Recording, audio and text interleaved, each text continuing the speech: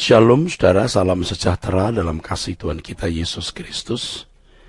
Kebenaran hari ini 16 Mei berjudul Pelayanan Tanpa Batas. Setelah melayani pekerjaan Tuhan puluhan tahun, barulah kita menyadari benar, saya ini terutama menyadari benar apa yang dimaksud dengan pelayanan itu. Pada dasarnya yang dahulu kita pahami mengenai pelayanan adalah apa yang kita lihat dari para pejabat gereja, aktivisnya, dan pendidikan teologi yang dipelajari di sekolah tinggi teologi.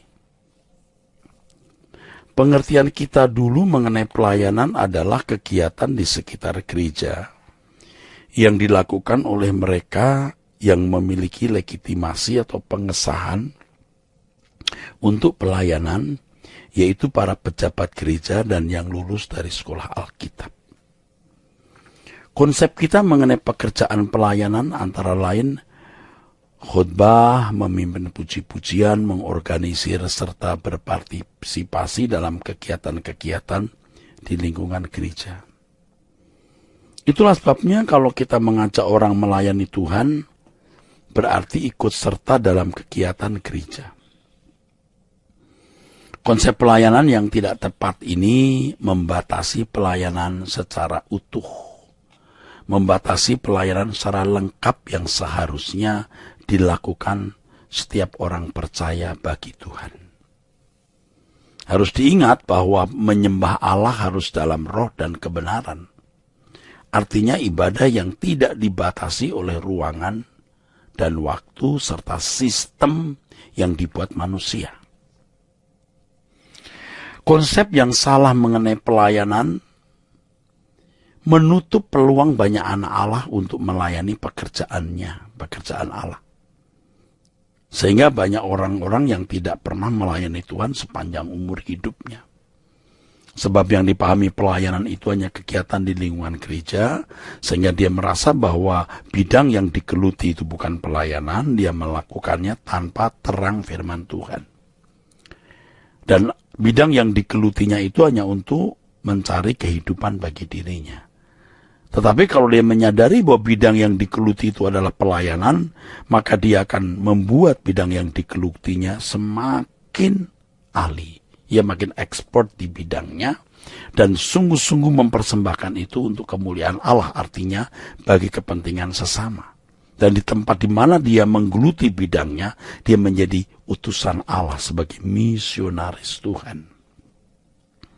Selama ini tanpa disadari telah bertahun-tahun terbangun kerajaan manusia di dalam gereja yang menjurus kepada semacam game atau permainan manusia, bukan pekerjaan Tuhan. Bila kegiatan orang Kristen di dalam gereja sudah diakui sebagai telah mewakili pemerintahan Tuhan dalam hidup mereka, maka hal itu bisa disalahgunakan oleh orang-orang atau pihak-pihak tertentu. Hal ini mengesankan bahwa tidak ada kegiatan di luar gereja yang merupakan kegiatan perwujudan pemerintahan Tuhan dalam hidup orang percaya. Sebab merasa bahwa kerajaan Allah itu hanya dalam lingkungan gereja. Di luar itu bukanlah pemerintahan kerajaan Allah. Dalam sejarah gereja telah tercatat kesalahan ini, saudara, yang membedakan atau membagi dunia gereja dan dunia di luar gereja. Dunia di dalam gereja itu pelayanan, gereja di luar gereja itu bukan pelayanan. Para pejabat gereja mengambil keuntungan materi dan non-materi dari konsep kesalahan tersebut, dari konsep salah tersebut. Mereka menjadi sangat berkuasa dan mendominasi kehidupan umat dan memanipulasi kehidupan umat untuk kepentingan pribadi dan institusi dengan menggunakan nama Tuhan. Sebagai akibatnya terbentuk strata dalam gereja. Strata pelayanan dan bukan pelayan Tuhan. Ingat ini, strata pelayan Tuhan, bukan pelayan Tuhan, saudara. Jadi yang dibuat itu strata pelayan Tuhan. Mestinya semua juga pelayan Tuhan, saudaraku. Ini yang menjadi kesalahan fatal, ya, saudara. Timbul konsep pekerjaan gereja dan pekerjaan dunia. imam dan awam. Nah, ini makin rusak ini. Hari ini kesalahan tersebut terulang dengan munculnya nabi-nabi palsu yang mengatasnamakan Tuhan, mengajarkan ajaran-ajaran yang sebenarnya tidak alkitabiah. Mereka mempengaruhi umat untuk tenggelam dengan kegiatan gereja, seolah-olah itulah yang disebut sebagai mencari dan melayani Tuhan. Untuk menjadi umat yang berkenan kepadanya, guna meraih berkat jasmani dan surga. Padahal tidak demikian, kegiatan gereja baru sebagian dari usaha untuk mencari dan melayani Tuhan. Kerajaan manusia di dalam gereja harus diganti menjadi kerajaan Tuhan. Artinya bahwa pemerintahan Tuhan harus terselenggara dalam kehidupan orang percaya dalam seluruh kegiatannya. Bukan hanya dalam lingkungan gereja. Pelayanan yang benar adalah pelayanan tanpa batas.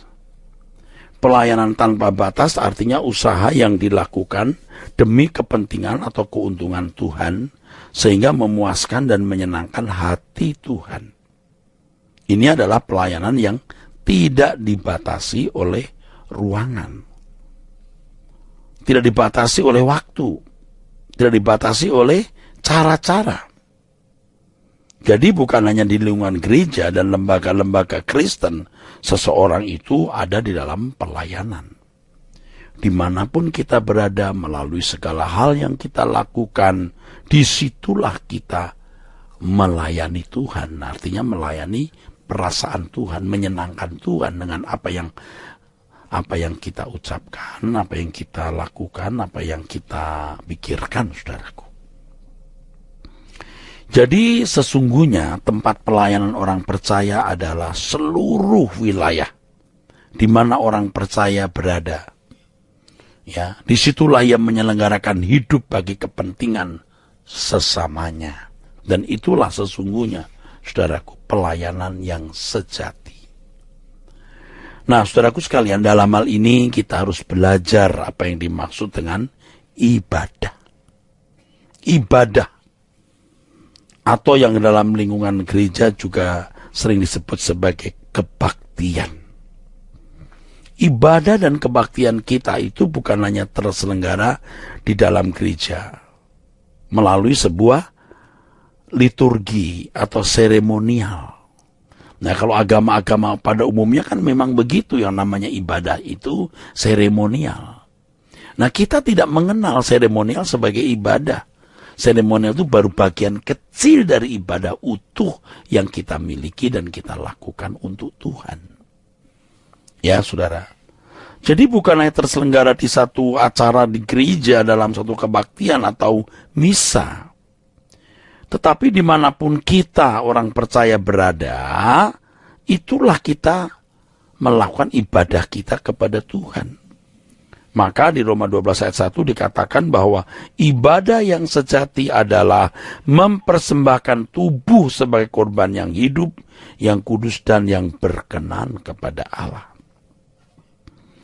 Itu ibadah yang sejati, berarti kita menggunakan seluruh potensi dalam kehidupan kita untuk kepentingan Tuhan. Itulah ibadah. Hidup bagi Tuhan bukan hanya kegiatan yang orientasinya hanya dalam kegiatan gereja, apalagi hanya dalam liturgi. Tetapi semua kegiatan yang ditujukan untuk kepentingan sesama, itulah ibadah. Nah, kata ibadah dalam Roma 12 ayat 1 itu ya adalah latreia. Dari kata kerja latreuo yang lebih tepat diterjemahkan service atau melayani.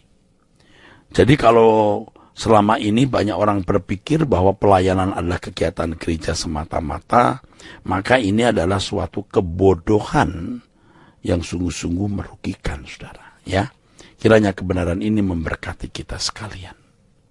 Sola Gracia.